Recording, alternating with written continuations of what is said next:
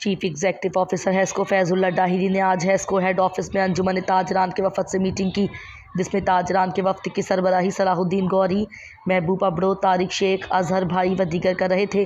اس موقع پر chief executive officer نے تمام انجمن تاجران کے آئے وفد کو بتایا کہ آپ عوام کے مکمل تعاون سے ہم روشنیوں کا سفر جاری رکھے ہوئے ہیں اور آج تک ہم نے 35 عدد 11 kV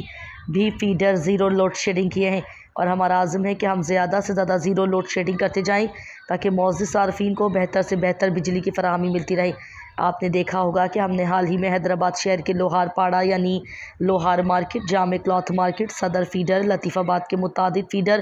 قاسم آباد کا میمن فیڈر، اسرا یونیورسٹی کا فیڈر